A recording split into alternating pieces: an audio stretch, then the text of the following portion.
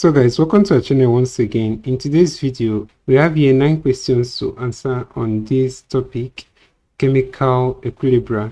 So guys, this video will be all about reverse reaction. So ensure to stay till the end of this video. Also, if you want to answer any question at any point in this video, you can always pause this video and try out to see if you can get the answer to the question even before we provide the answer thereafter.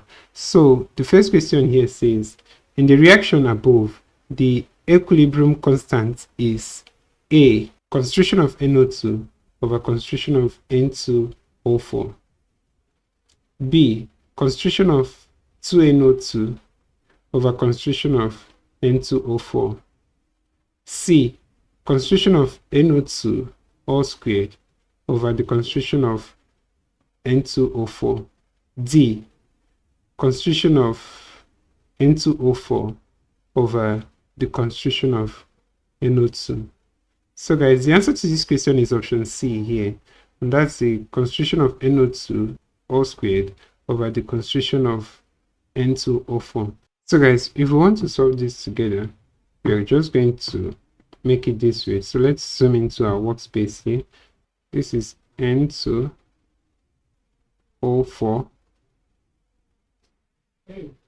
gas to yield 2NO2 still gas. So guys, in this equation, the equilibrium constant is going to be, since this is the product, the concentration of the products here is going to be over the concentration of the reactant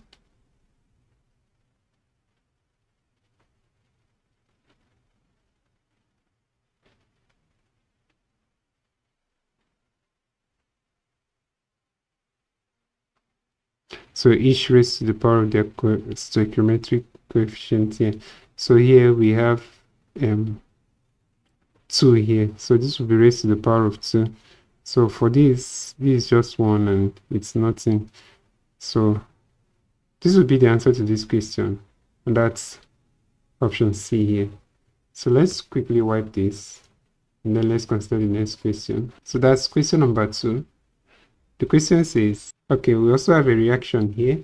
So the question says the reaction above can only attain equilibrium if A, one of the products is removed, B, it is in a closed system, C, a gaseous reactant is added, D, it is in an open system. So guys, the answer to this question is option B. A reaction can only attain equilibrium in a closed system, because in an open system, the products will escape, preventing equilibrium. So guys, this will be the answer to this question, and that's option B. So let's consider the next question.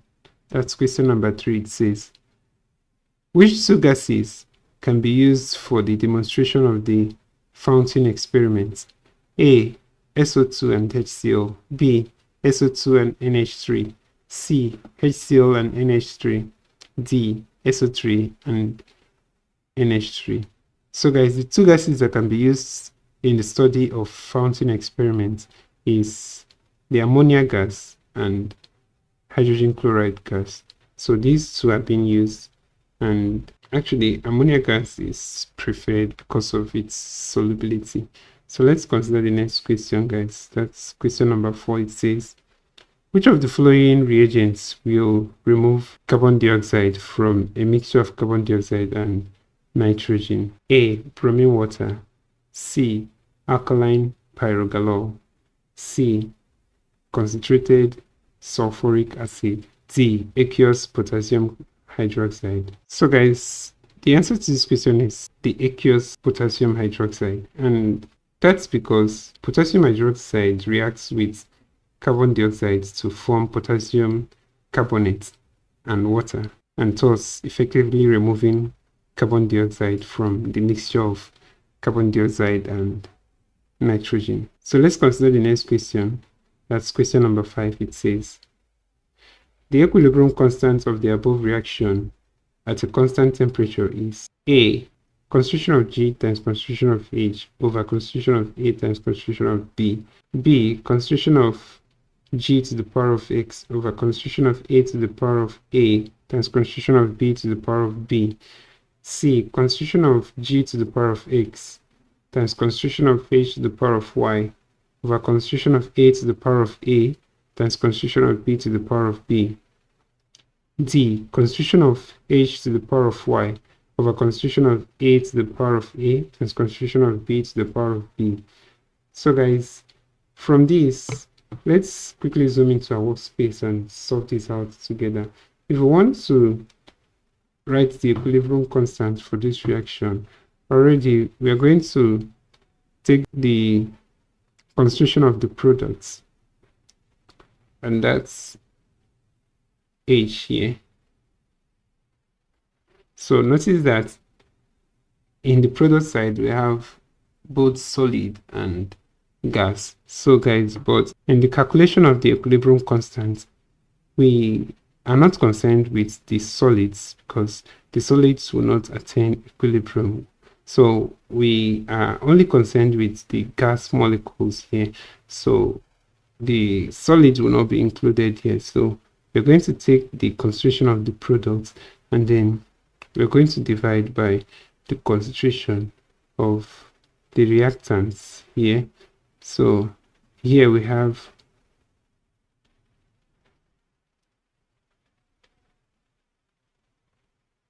A, concentration of A here, and then here we have concentration of B.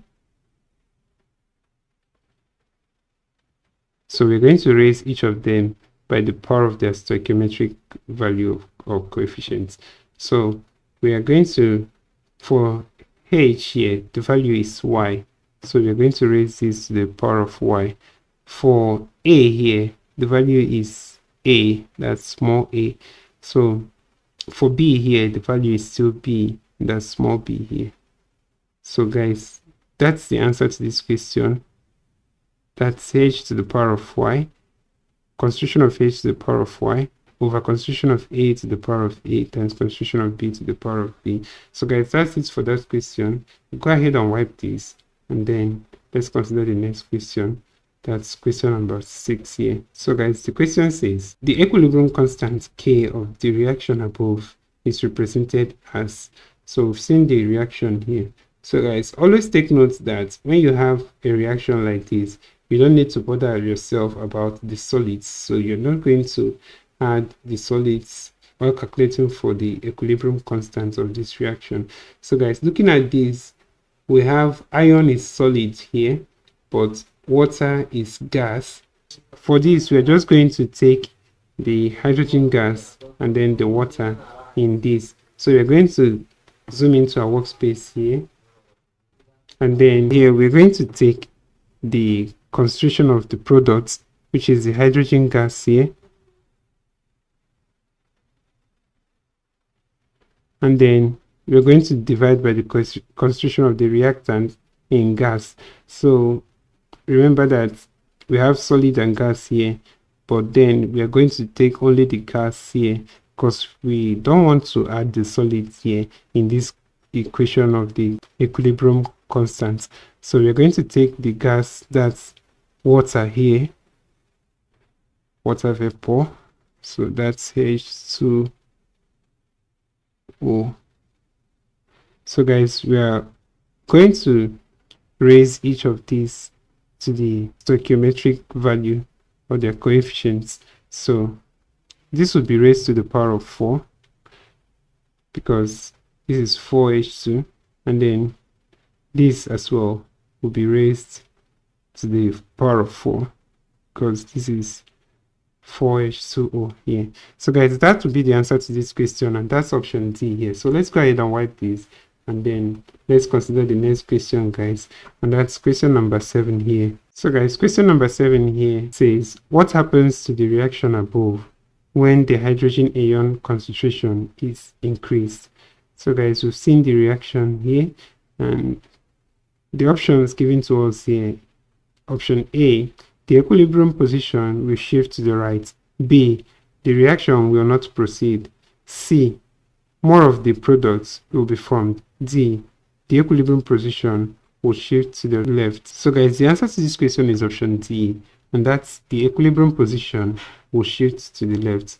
So if hydrogen ion concentration is increased in this equation of this reaction shown here, the equilibrium position will shift to the left, and this will favor the reverse reaction. So guys, that's it for that question. Let's consider the next question. That's question number 8 here. The question says, they are examples of chemical industries except A, electrolysis of brine, B, photosynthesis, C, contact process, D, solvay process. So guys, I think this question is not correct, but then from here, the odd option in the options here we have here is photosynthesis. So photosynthesis is actually a biological process that occurs in plants, algae, and some bacteria. So it's not a chemical industrial process. So the others here, electrolysis of brine, contact process, and solvay process, are all examples of industrial chemical process. So guys, that's it for this question. Option B is the correct answer to this question. So let's look at the next and the last question, question number 9.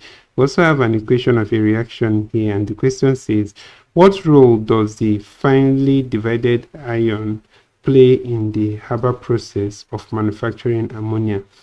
A, catalyzing agent, B, oxidizing agent, C, reducing agent, D, dehydrating agent. So guys, I think we've answered this question in one of our previous videos, and the answer to this question is option A, and that's catalyzing agent.